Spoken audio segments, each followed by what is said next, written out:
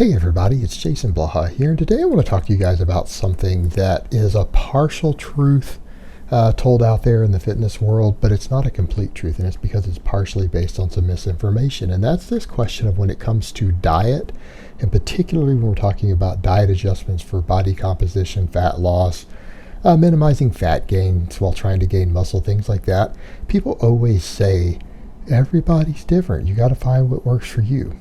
Now, there's some truth to that, but what people need to understand is that the differences there are not what people think they are, meaning people come up with weird ideas like, oh, I'm just carbon sensitive, or weird things like that. There's no basis in reality. And the real difference when it comes to this is something I alluded to a lot in the videos I did the day before yesterday. I made a video about how hard gainers can gain muscle, how to eat to gain muscle. And then I made a video for formerly obese people on how to adjust their diet in order to minimize fat gains or to recomposition. And you know what the real difference is between these two groups of people? Not how they respond physically as far as their muscles and body fat and energy and things like that to different macronutrients. That's not it at all. It's how they respond in terms of their appetite. That seems to be, according to all the science, all the observations by people who work in obesity clinics, people who work with different athletes at the top levels in the world, it's the appetite difference. It's the way that your body responds to things like leptin and ghrelin, your appetite-related hormones. And that is the real difference. That's the real difference. And people don't want to seem to address that and understand that. And that's the enormous difference. And a lot of it is that literally on the same diet and the same amount of stomach volume of food being consumed, someone who tends to be naturally thin, they don't get as hungry. They just simply do not get as hungry. They don't have food cravings to the same degree. In fact, they may not like eating that much. Whereas with a diet that they could eat and they would feel full and never experience true hunger, someone who's prone to obesity can get ravenously hungry. They can get ravenously hungry. And when people talk about willpower, what they don't understand, you people who say that have probably never really been obese. And this is something I know from myself, my own observations in my own body over the years, because I have been morbidly obese before. I get fat really easy. And based upon what the top researchers who study obesity have found, is that people who are the most prone to obesity, we don't just get hungry. When we get hungry, it's not what other people experience as hunger. Our physical experience of hunger, and again, this is just based on hormones in your brain. That's all it is. It's hormones in your brain. When we get really hungry and we don't do something about it, it's not just what most people say, well, I feel the sensation of hunger. And the question I would ask them, the difference between them and a really obese person is, how much physical pain do you experience as a result of your hunger? And they'll go, what? To someone who doesn't struggle with real obesity like that, 1/4 of the population or so who are genetically very prone to obesity, when you ask them a question of how physically painful is it when you're hungry, they have no concept. They're like, I've never gotten hungry enough after going just 6 hours without eating to where I actually experienced physical pain. I'm like, so you've never experienced a 5 or a 6 on the physical pain scale from going too long without food? They're like, no. What? Exactly. That's the difference. That's the difference. People who struggle with eating in terms of their appetite being so insatiable that they struggle with obesity experience physical pain as a result of the hunger hormones. Physical pain is accompanied with it. It is physically painful to be hungry. And here's the thing, willpower is one thing, but how many hours a day can you experience physical pain as a person when you know that all you have to do to fix it is to just eat some food? See the problem there? There's an easy fix. It's like, how much physical pain can you endure day after day, week after week, month after month? That's the difference of where food choices matter. This is why satiating foods that create different chemical responses in the brain based upon feelings of fullness, slowness of digestion, things like that. That's why they matter so much to certain people. This is why someone who's not extremely prone to obesity can follow an if it fits your macros diet.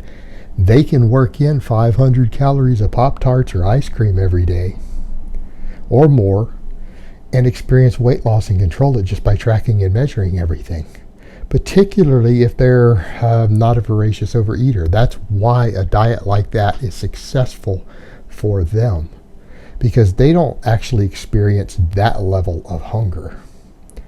They can get away with more hyperpalatable foods without doing that. Whereas in the morbid obese person who struggles with actual physical pain that accompanies their brain hormones that stimulate appetite, is going to struggle on something like that. That's why, in fact, some people in that category actually do really well on a ketogenic diet, because there's the hormone aspect of it, and then there is the psychological aspect. Ketogenic diets, for some people, the ketones themselves blunt some of the hunger hormones in the brain. Well, if you're blunting the hormones in the brain that cause you physical pain when you get hungry, your appetite's going to be easier to control.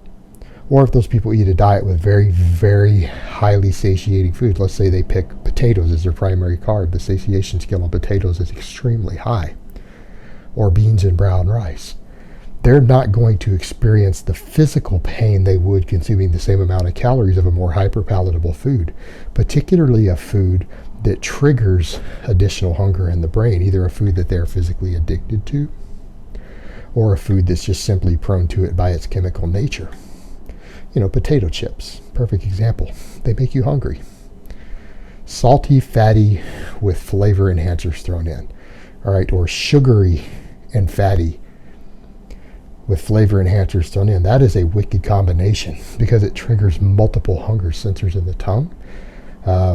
Easy to overeat, and then because, again, some of the flavor enhancers, they don't have the same satiety to go with it, then you develop food cravings afterwards, depending on the person, how prone a person is to their leptin and ghrelin response and things like that.